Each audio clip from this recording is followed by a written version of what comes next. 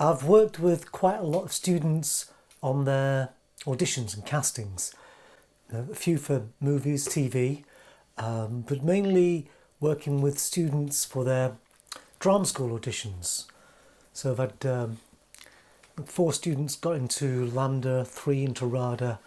There's someone's just finished Royal Scottish, got someone who's just starting at ALRA, 3 different students who've gone to the American Academy of Dramatic Art in New York. And I've just started with another new student, having had a bit of a break for a couple of months, what with COVID and all this. And I was thinking about what it is, what's the process, what does one do with someone, with an actor. And it starts to be a similar thing each time. And by that, I mean, you're simply trying to get someone to speak a sentence in English, really. Which, obviously, that's a very simplistic way of saying things, but you're just after something very, very simple. But it can be difficult to get there. So in beginning with a new student, I'll start with the body and the breath. I'll start with the body and the voice, because you need to build up a bit of dexterity, a bit of flexibility in order to handle these speeches, in order to be able to speak as if you're a normal human being just saying something, rather than this exaggerated horror that often happens. So we'll begin with loosening up the body, tapping the body, getting the breath going, lots of yawning, lots of just breathing and breathing in through the mouth as opposed to the nose, lots of stretching. And then with the agility in the mouth, so we'll do a lot on the tongue, building the strength in the tongue, building flexibility in the face. There'll be lots of rubbing and pushing and pulling, massaging of the neck, massaging of the face, massaging of the scalp, which is partly to do with getting the blood moving, which is the breath moving, which starts to become the same thing.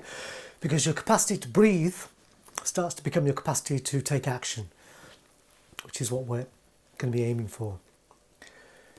Another key thing is, I'll then give people a selection of audition speeches to look at. Perhaps I'll offer 5 classical, 5 modern, and ask the student to pick a classical, a modern, which we'll begin working on, and then we'll pick another one, a contrast. But within the speeches, you're sort of looking for something that's positive. And I don't mean you can't play some baddie, but what we're trying to avoid are the sob stories of, all my family have just been murdered in a concentration camp, or I was raped repeatedly as a child. There's a trap where people pick the most dramatic speech and they just sort of say those words at the panel as if because the speech itself is sort of full of power, that it will mean that you are. But the subject matter has no bearing on your acting ability, which is to do with your communication. Now, if a student really does want to do the I was raped in a concentration camp speech, then there are ways of approaching that. But an audition, a casting, you're meeting someone for the first time. It's, people can't help but be people and get an impression of you from this first meeting. And I'm not saying you've got to do these super positive speeches, but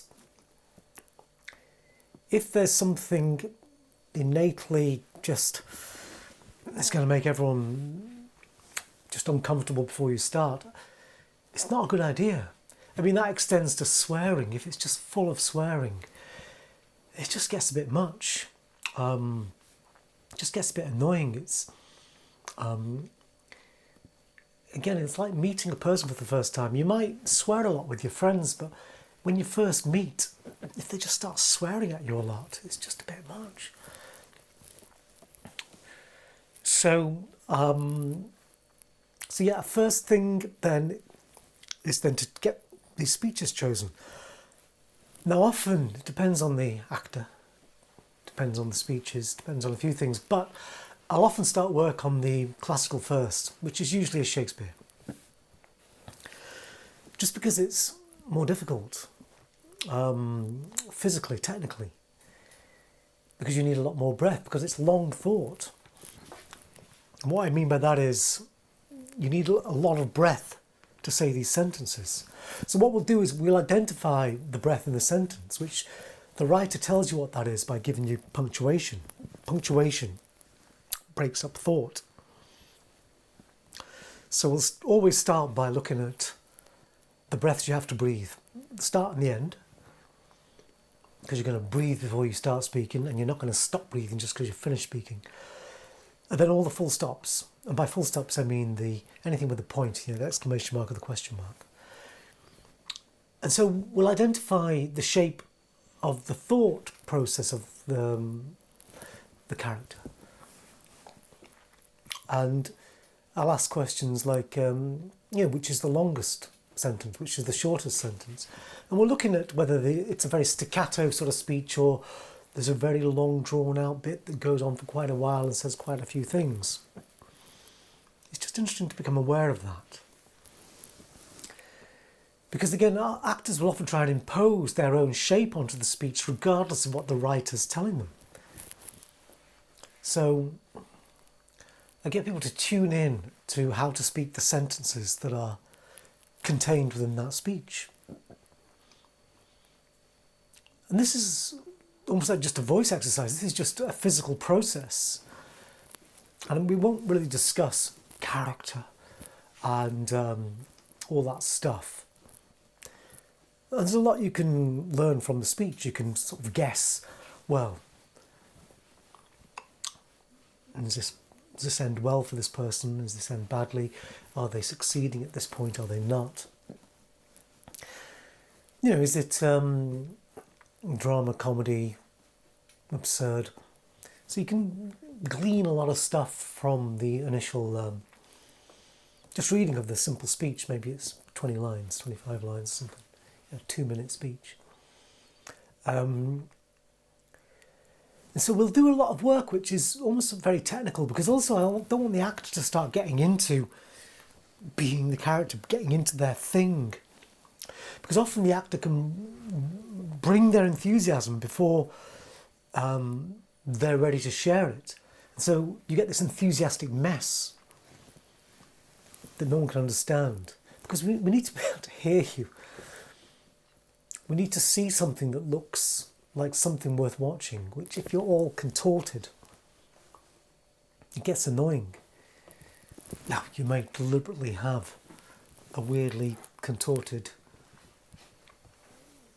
choice that you might want to make, but in general, no.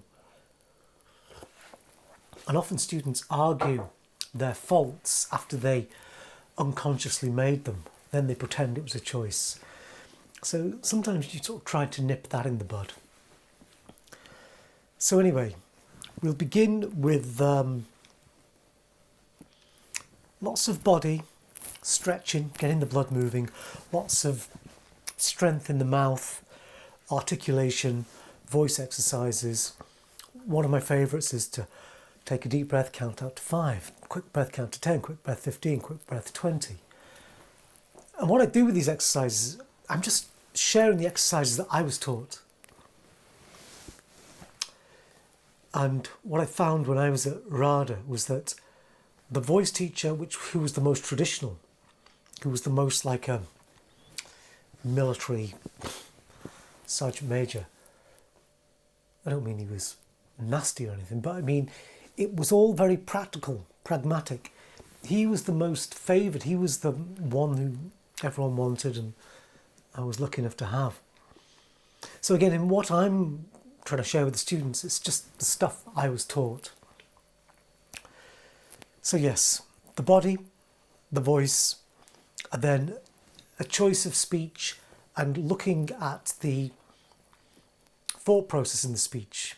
The thought process is kind of the same as the breath process.